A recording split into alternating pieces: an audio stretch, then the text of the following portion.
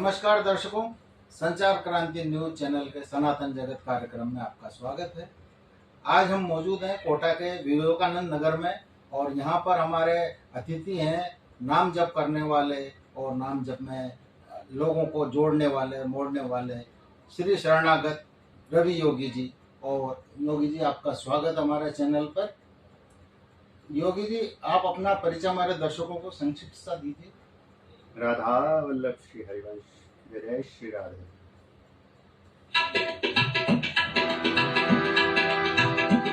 गुरुर्ब्रह्मा गुरुर्विष्णु गुरुर्देवो महेश्वर गुरुर्साक्षात् परब्रह्म तस्मै श्री गुरुवे नमः। प्रेमानन्दोतपुलिकिता गात्रो विद्युतधाराधर संक्रांति श्री राधा कृष्ण मनसिंहदानं वन्देऽहं श्रीहरिवंशं।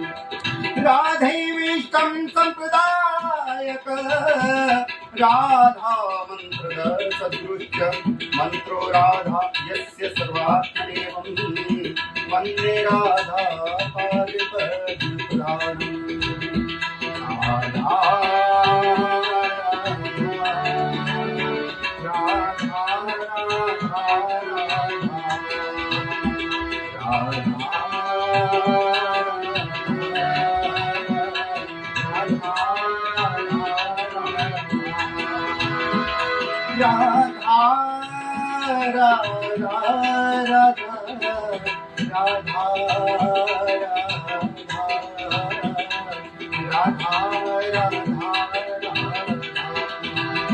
राधे तू बड़े भागिनी कौन तपस्या की तीन लोक कारण तरण को तेरे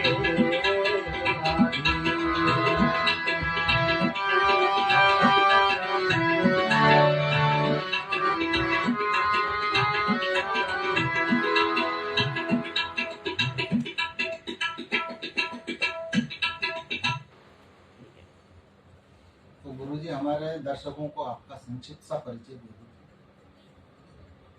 श्री राधे। हमारा नाम है श्री शरणागत रवि योगी। नाम तो रवि योगी था, मगर श्री शरणागत, श्री स्वयं लाडली जी सरकार श्री ठाकुर जी, उनके संबोधन में श्री है। और शरणागत शरण आगत, जिनकी शरण में मैं आ चुका हूँ, मेरा नाम रवि योगी है। गुरुजी, आपने दीक्षा कहाँ से ली है और आपका ये आध्यात्मिक जो है यात्रा ये कहाँ से शुरू हुई है, इसके बारे में हमारे दर्शकों को आप बताइए। सर्वप्रथम 2-3 वर्ष पहले 2023 से जैसे ही वीडियो के माध्यम से सदगुरु महाराज श्री पूज्य गुरुदेव महाराज प्रेमानंद गोविंद शरण जी, उनके जब से सत्संग सुनना आरंभ किया तो जीवन में सुख की अनुभूति प्राप्त हुई। वैसे तो 30 वर्षों से लगभग 30 वर्षों से भक्ति मार्ग में चले आ रहे हैं, मगर दुनिया के संसार के इस प्रपंच में उलझे हुए सुख दुख की अनुभूति करते हुए हम बस जीवन व्यतीत ही कर रहे हैं। मगर जो सच्चा सुख है वो गुरुदेव की वाणी से प्राप्त हुआ। इसीलिए पिछले वर्ष 2025 में 30 जुलाई 2025 को प्रथम बार गुरुदेव से आमने सामने मुलाकात हुई, उनके दर्शन किए। और अचानक एक ऐसा वाकया हुआ कि सदगुरु महाराज जब दर्शन देने के लिए सभी भक्तों के बीच में प्रातःकालीन जो परिक्रमा होती है, उस परिक्रमा में आए हुए थे, तो मैंने गुरुदेव को प्रणाम किया। और जैसे ही गुरुदेव को प्रणाम किया तो एक ऐसा चमत्कार हुआ कि जैसे ही इधर से मैंने प्रणाम किया, गुरुदेव ने तुरंत एकदम यूं करके मुझे देखा, सीधे नेत्र मेरे ऊपर आए। और मैंने गुरुदेव को प्रणाम करते ही गुरुदेव ने जैसे ही एकदम से मुझे देखा, मेरे पूरे रोम रोम में रोमावली उठ गई, शरीर कंपायमान हो गया और इतनी सुखद अनुभूति हुई कि जो कभी जीवन में कभी महसूस नहीं किया। घंटों तक लाइन में लगते हैं वहां लोग, 8 दिन का इंतजार करते हैं, 15 दिन का इंतजार करते हैं, 1 महीने का इंतजार करते हैं, तब जाकर के टोकन मिलने के बाद भी ये कोई गारंटी नहीं है कि गुरुदेव से भेंट हो पाएगी। पहले ये था, उस समय ऐसा चमत्कार हुआ कि मैं सीधा अंदर चला गया, न किसी लाइन में लगा। अंदर जहां पर लाइन लगी हुई थी वहां तक पहुंच गया, जबकि वहां पर सुरक्षा इतनी होती है। किस प्रकार से गुरुदेव की मुझे बुला लिया वहां तक और मैं अंदर तक पहुंच गया और एकांतिक वार्तालाप में जाकर के समक्ष ऐसे बैठ करके उनकी कृपा से मुझको दर्शन लाभ प्राप्त हुआ। ये गुरुदेव की ही कृपा है और उस लाडली सरकार की कृपा है, जिन्होंने स्वयं मुझे वहां पर बुलाया और इस जीव को जो मुख्य उद्देश्य था, जहां तक मुझे पहुंचना था, उस मार्ग की ओर प्रशस्त किया। तो नाम दीक्षा गुरुदेव से मुझे प्राप्त हुई और अभी उस क्रम में मैं चल रहा हूं कि मंत्र दीक्षा भी हो सके। उसके लिए कुछ प्रोसेस होता है, तो कुछ उपस्थितियां देनी होती है। तो 1 वर्ष से उस साधना में तत्पर हूं, प्रयासरत हूं। मंत्र साधना के लिए भी पूरा प्रयास कर रहा हूं कि गुरुदेव से मंत्र मिले। नाम दीक्षा मैंने प्राप्त कर लिया गुरुदेव से। गुरुजी, आपने एक अनूठा संकल्प लिया, उसके बारे में हमारे दर्शकों को आप बताएंगे? जी,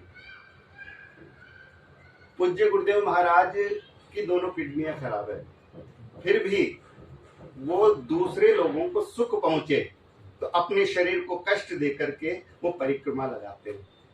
किसी ने पूछा था, मैंने गुरुदेव का एक वीडियो देखा था कि गुरुदेव आप खुद अस्वस्थ हैं, उसके बावजूद भी आप चल करके आते हो और सबको दर्शन देते हो, ऐसा क्यों गुरुजी? तो मेरे पूज्य गुरुदेव महाराज ने कहा कि ये शरीर वैसे भी नष्ट होना है, ये शरीर मेरा है ही नहीं और ना मैं शरीर हूं, इसको एक ना एक दिन खत्म होना ही है, नष्ट होना ही है, तो इसकी परवाह क्यों करूं? अगर मुझको चल करके बाहर आने पर दुनिया को सुख मिलता है, इस संसार को सुख प्राप्त होता है, तो मेरा पहला कर्तव्य ये बनता है कि मैं दुनिया को सुख दूं। उसी प्रकार से एक दिन अचानक जब मैं वहां एकांतिक वार्तालाप से होकर के घर आया, वैसे तो गुरुदेव की आज्ञा नहीं है कि कोई ऐसी अनुभूति बतानी चाहिए, मगर प्रेरणा के स्वरूप पे निवेदन है, इसलिए मैं ये अहंकार भाव पुष्ट न हो, इसलिए मैं ये बताना चाह रहा हूं। घर बैठे ही सदगुरुदेव महाराज ध्यान में आए और आकर के ये कह करके गए कि अपना जो भी जब तक ध्यान साधना जो भी करते हैं, हमारा कल्याण स्वयं का करने के लिए तो करते ही है, मगर दूसरों का भी कल्याण हो, जिसमें कोई स्वार्थ की भावना ना हो, ऐसा हमें कोई कर्म करना चाहिए। तो मैं संगीतमय कार्यक्रम तो करता ही हूँ, 30 वर्षों से करता आया हूँ, कभी भजन संध्या, कभी सुंदरकांड, इस मार्ग पे। मगर उसका मेरा पहला उद्देश्य केवल ये होता था कि हमें केवल परिवार का पालन पोषण करना है, स्वयं का काम निकालना है। मगर परमार्थ के भाव से ये पहला एक ऐसा प्रयास करने का संकल्प बना कि हम एक सा भजन करें जिसमें हमारा कोई स्वार्थ नहीं हो, परमार्थ हो, दूसरों का कल्याण हो सके। अभी मान लो 1-2 घंटे हम सत्संग कर रहे हैं कहीं, अब 2 घंटे हम नाम चर्चा कर रहे हैं, राधा राधा गुणगान कर रहे हैं, राम राम गुणगान कर रहे हैं, जो भी प्रभु के सभी एक ही नाम है, सभी एक ही तत्व परमात्मा एक ही है। हम जितनी देर भी बैठ करके प्रभु का नाम का गुणगान करते हैं, तो वहां पर 50 व्यक्ति बैठे हैं और 50 व्यक्ति अगर कहीं और बैठे होंगे तो वहां प्रपंच की बातें होगी। इस कलयुग में फालतू की बातें ज्यादा होती है। उसी प्रपंच की बातों को नहीं करके 1 घंटा भी यदि कोई सत्संग में बैठता है, संकीर्तन में बैठता है, तो उसके मुख से नाम जप निकलेगा, भगवान का नाम निकलेगा, उसका जीवन सार्थक होगा। और किस प्रकार से वो नाम का सुमिरन कर सकते हैं, ये हमारा प्रयास होता है। जो गुरुदेव की झूठन है उसको परोसने का हमारा प्रयास होता है। हम राधा नाम संकीर्तन के साथ में उन लोगों को जोड़ने का प्रयास करते हैं। आपने जो संकल्प लिए हैं 100 नाम जप करने के, उसके बारे में हमारे दर्शकों को बताएंगे? 108 निःशुल्क सत्संग संकल्प बना है। वैसे हमारे गुरुदेव की ये बिल्कुल भी आज्ञा नहीं है कि संकल्प लेना चाहिए। संकल्प के लिए गुरुजी विशेष मना करते हैं, मगर मुझसे एक भूल हुई।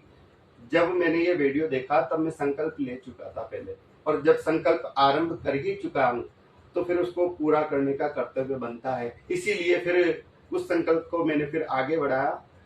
108 निःशुल्क सत्संग से मतलब जिसमें मेरा कोई स्वार्थ नहीं हो और जिसमें केवल परमात्मा की भावना हो, इसको लेकर के अभी तक 61 संकीर्तन हो चुके हैं। आगे का भी प्रयास 2-3 महीने में करने का है कि पूरा जल्दी हो जाए। 108 तो केवल नाम के लिए है, मगर आजीवन मुझको ये नाम संकीर्तन की निःशुल्क सेवा देनी है, ऐसा मेरा मन का भाव है। गुरु जी थोड़ा हमारे दर्शकों को भी संकीर्तन सुना दीजिए, नाम जब सुना दीजिए थोड़ा सा। जी।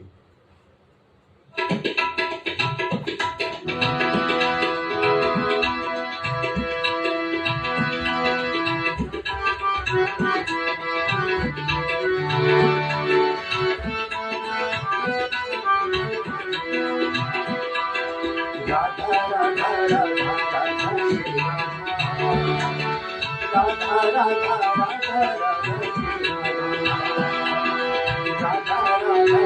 राधा श्री राधा राधा राधा श्री राधा राधा राधा राधा श्री राधा राधा राधा श्री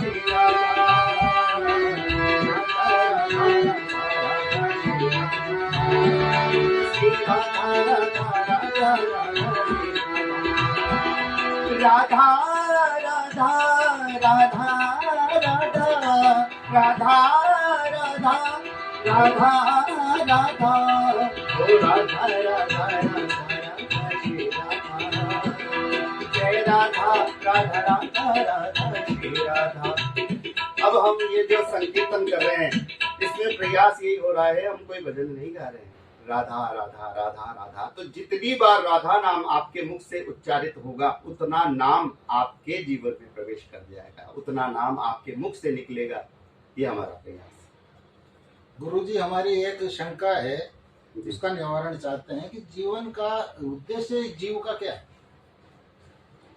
जो अभी तक गुरु जी का जोटन का प्रसाद पाया है उसके अनुसार कथा प्रसंग भी बताते हैं, संतों की वाणी भी बताती है और श्रीमद् भागवत जी भी बताती है। भगवान कपिल माता देवती से संवाद करते हैं तो उसमें भी एक ऐसा वृत्तांत आया है कि जब ये जीव गर्भ में पला, गर्भ में आया तो बड़ा छटपटाता है, बड़ा तड़पता है, बड़ा दुख पाता है।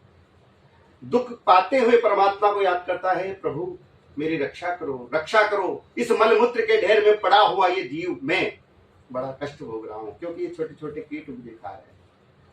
पूर्व जन्म के जितने भी उसने पाप पुण्य किए सब याद आ गए उसको, बड़ा दुख पा रहा है। तब भगवान कहते हैं कि तेरे कर्मों के कारण तू गर्भ में आया है, इसलिए तूने अगर मेरा भजन किया होता, तूने अगर मेरा सहारा लिया होता, मुझको सब कुछ माना होता तो गर्भ में नहीं आना पड़ता। वो एक दृष्टांत है, सूक्ष्म रूप से ये बताना चाहता हूं। हमारा जीवन का मूल उद्देश्य केवल भगवान की प्राप्ति करना है। इस प्रपंच में आकर के, माया नगरी में आकर के अपना उद्देश्य जो है उससे भटकना नहीं है। हमारा मूल उद्देश्य है भगवान की प्राप्ति करना। गुरु जी भगवान की प्राप्ति कैसे हो सकती है? कलयुग में बहुत सीधा उपाय बता दिया। क्या? तुलसीदास जी महाराज ने कहा है, कलयुग केवल प्राण, कलयुग केवल नाम धारा, सुमिर सुमिर नर उतरई पारा। जितने भी जब तप करते हैं, कर्म कांड करते हैं, पूजा पाठ करते हैं, उसका एक निश्चित फल मिलता है। फल क्या मिलता है? भोग। भोग मिलता है, सुख मिलता है। इंद्रलोक प्राप्त कर लोगे, भगवान के धाम नहीं पहुंच पाओगे। इंद्रलोक पहुंच जाओगे, वहां सुख का भोग करके स्वर्ग लोक में जाकर सुख, मगर आना यहीं पर पड़ेगा। मगर नाम एक ऐसा है कि अगर अंत समय मुख से निकल गया राम, कृष्ण, हरि, राधा, कुछ भी जो भी भगवान की सब एक ही नाम है। भगवान का नाम अगर मुख से निकल गया तो भगवान को ही प्राप्त कर लेगा। नाम में इतनी शक्ति है। गुरु जी इससे रिलेटेड कुछ भजन हमारे दर्शकों को आप सुना सकें?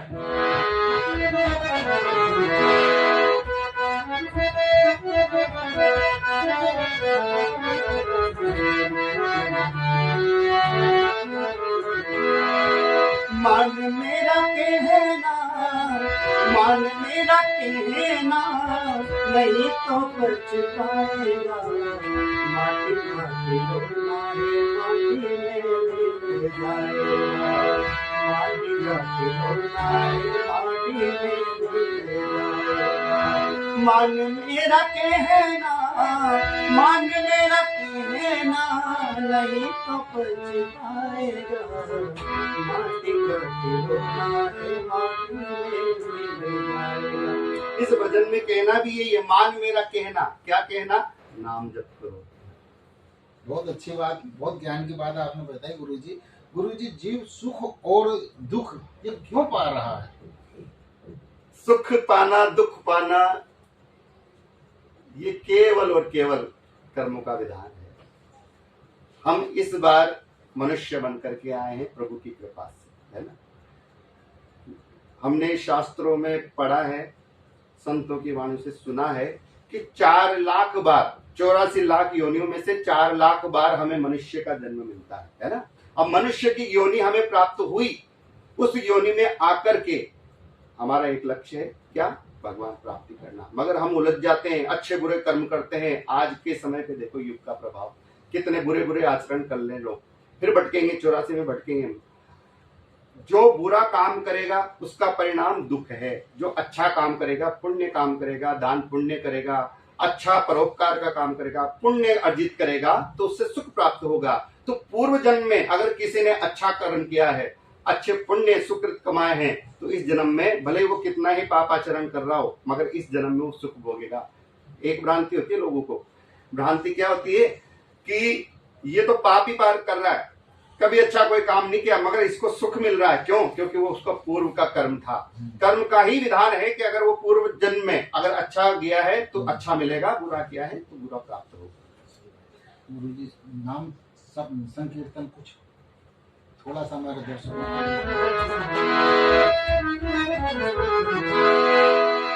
चरणन की रज पाऊं,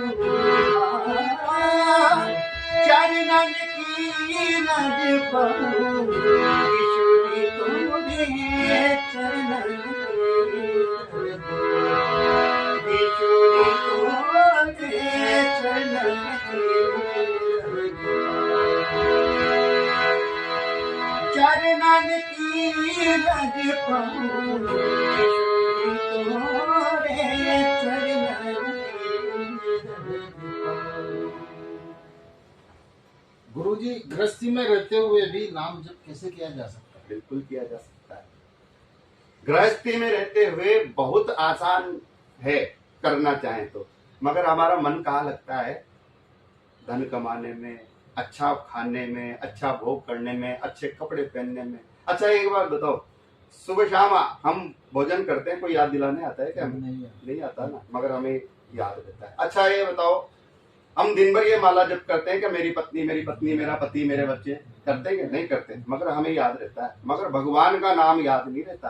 क्यों? क्योंकि वो हमारा अभ्यास के लिए। गृहस्थी में रहते हुए इस जीव का परम कर्तव्य है कि कोई भी काम करे, झाड़ू निकाल रहा है, राम राम, राधा राधा, कृष्ण कृष्ण, बर्तन धो रहे, राधा राधा, कृष्ण कृष्ण, कलम चल रही है, व्यापार करते जाओ, अपना सब काम करते जाओ, राधा राधा, कृष्ण कृष्ण, हरि हरि।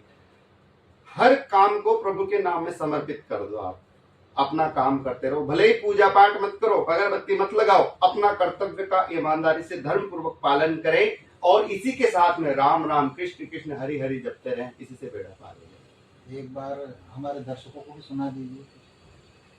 राधा वल्लभ श्री हरिवंश। जय जय राम श्री हरिवंश, जय जय श्री राम, जय जय राम श्री हरिवंश, जय जय श्री राम,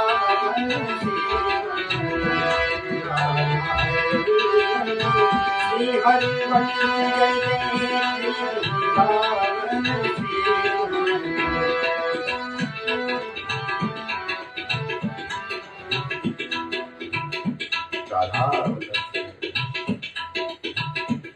गुरुजी, हमारे दर्शकों का एक सवाल है कि नाम जप का महत्व जानना चाहते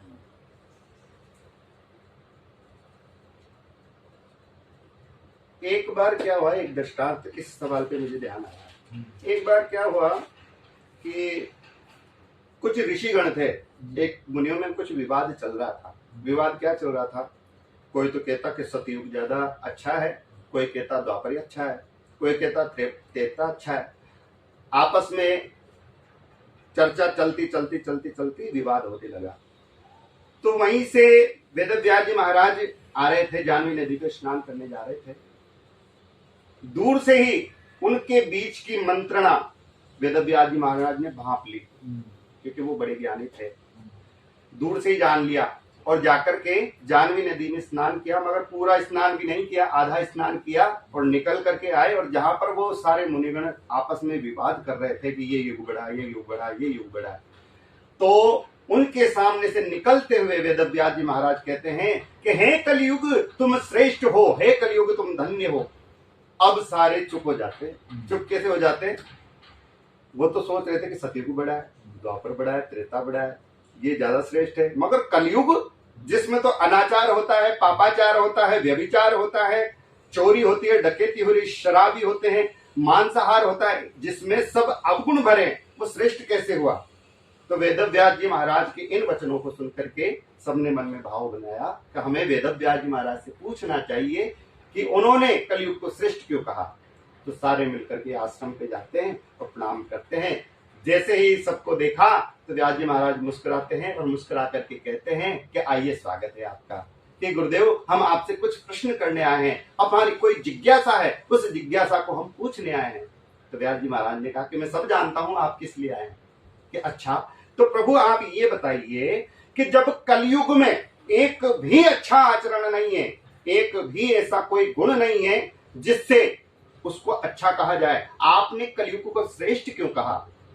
तो वेदव्यास जी महाराज कहते हैं कि जो हम जप तप पूजा पाठ कर्मकांड जितने भी करते हैं पुण्य अर्जित करने के लिए, सतयुग में जो 10 वर्षों में हमें प्राप्त होता है, त्रेता में जो 1 वर्ष में प्राप्त होता है, और द्वापर में 1 माह में जो प्राप्त होता है, इस कलयुग में दिन रात के भजन से वो सारा पुण्य फल हमें प्राप्त हो जाता है। इसलिए कलयुग की महिमा है। बहुत अच्छा लगा गुरुजी। हम चाह रहे हैं कि आपने अपने जो गुरुदेव हैं परमानंद जी महाराज, इनको प्रिय जो भजन हो सबसे ज्यादा, वो हमारे दर्शकों को आप सुनाएं। हमारे गुरुदेव को तो बस एक ही नाम सर्वोपरि है, राधा राधा राधा। उनके सामने आप दूसरे प्रपंच की बातें करोगे तो वो खुश नहीं होंगे, मगर उनके सामने कह दिया राधा वल्लभ श्री हरिवंश, गुरुदेव प्रसन्न हो जाते हैं। राधे राधे का जैसे नाम लिया तो गुरुदेव इतने प्रफुल्लित हो जाते हैं। गुरुदेव खुद कहते हैं कि कोई राधा नाम ले देता है तो मेरा मन ऐसा होता है कि मैं अपना क्या क्या दे दूं, सर्वस्व इनको दे दूं। राधा नाम इनको सर्वोपरि है, राधा है नाम, सब कुछ सर्वोपरि राधा राधा राधा। तो नाम संकीर्तन हो जाए हमारे दर्शकों के लिए कुछ। जी जी हरि के भजन बिना, हरि के भजन बिना नहीं रे उधारा। हरि का भजन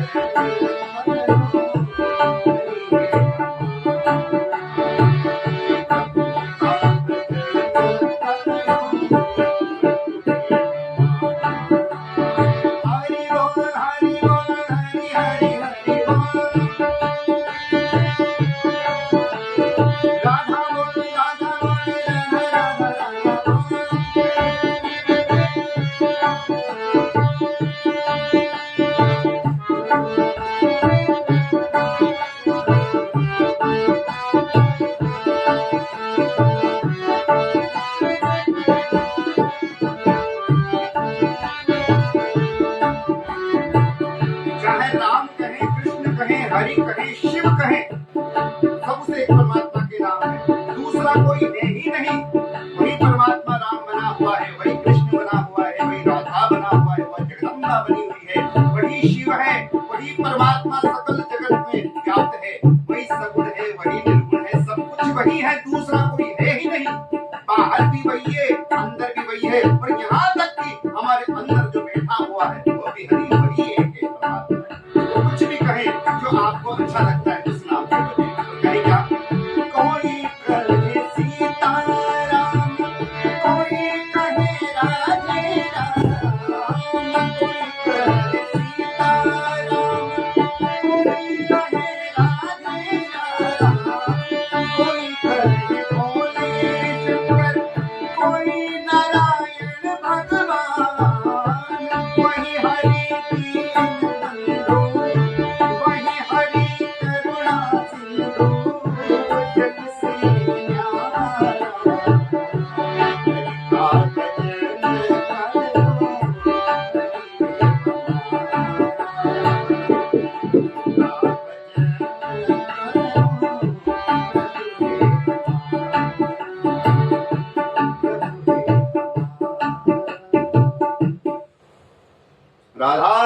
सब श्री हरिवंश।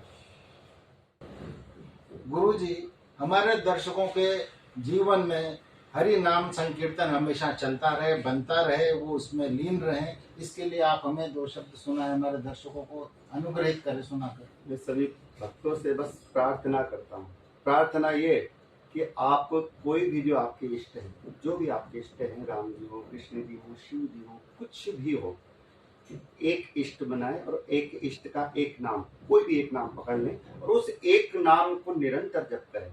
राम है तो राम राम राम, कृष्ण कृष्ण, हरि हरि, राधा राधा, शिव शिव, जो भी नाम आपको प्रिय है या जो गुरुजी ने आपको दिया है नाम। अगर किसी ने गुरु दीक्षा ले रखी है तो जो गुरुजी ने आपको मंत्र दिया है या नाम दिया है उसका जप करें। मगर नाम जप और मंत्र जप में थोड़ा सा अंतर है, जो कि पूज्य गुरुदेव भी बताते हैं। मंत्र जप केवल शुद्ध पवित्र अवस्था में किया जाता है, शुद्ध आसन पर बैठ करके, नहा धो करके, पूरा मर्यादा का पालन करते हुए। हर जगह नहीं कर सकते। आप लघु शंका गए फिर मंत्र जप वो नहीं हो सकता, वो वर्जित है। हाँ, नाम आसान क्यों है, नाम की प्रधानता क्यों है। आप उठते बैठते, आते जाते, खाते पीते, कुछ भी करो, 24 घंटे कोई भी काम करते रहो, नाम में कुछ निषेध नहीं है। राम राम, कृष्ण कृष्ण, हरि हरि। मैं तो ये कहता हूं कि सबसे गंदी जगह होती है हमारे घर के शौचालय। मृत्यु आएगी तो ये देख करके थोड़ी आएगी कि शौचालय में मृत्यु हो जाएगी। मृत्यु कहीं भी हो सकती है, आते जाते हो सकती है, उठते बैठते हो सकती है। एक क्षण ऐसा नहीं होना चाहिए कि नाम छूट जाए। आपका प्रयास ऐसा होना चाहिए कि हम नाम जपते रहें, राम राम, कृष्ण कृष्ण, हरि हरि, बस वो चलता रहना चाहिए। जैसे हम दूसरे कामों को बिना याद करे ही याद रहते हैं ना, वैसे भगवान का नाम हमें हमेशा याद रहना चाहिए, तो इस जीव का आपका कल्याण हो जाएगा। गुरुजी, राधा नाम संकीर्तन एक बार हमारे दर्शकों को और करवा दीजिए। जी,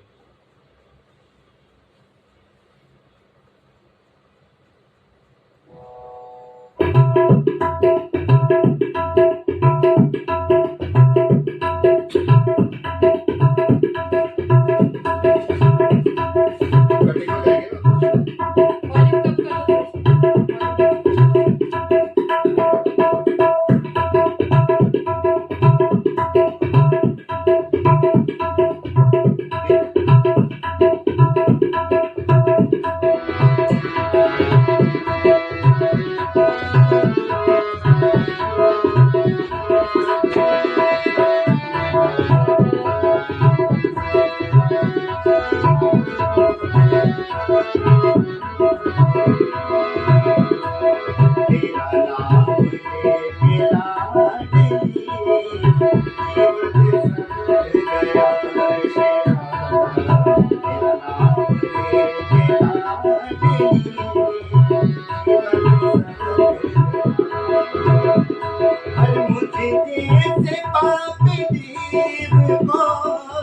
मुझे जैसे खोट सिक्के को चरणों में ले लिया, तेरा नाम लेके लाडली जीवन बदल गया श्री राधा। तेरा नाम लेके लाडली जीवन बदल गया। राधा राधा राधा, श्री राधा राधा राधा।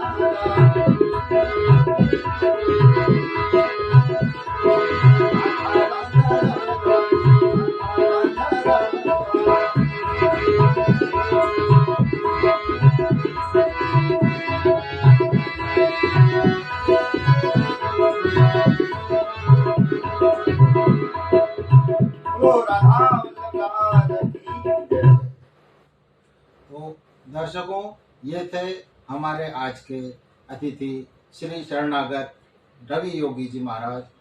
आपका बहुत बहुत धन्यवाद, आपने हमें समय दिया। दर्शकों, उम्मीद है आपको ये कार्यक्रम पसंद आया होगा। हमें आप अपने कमेंट्स लिख करके भेजें और अगला कार्यक्रम हम जल्द ही लेकर के फिर आने वाले हैं। तब तक के लिए हमें इजाज़त दीजिए। नमस्कार।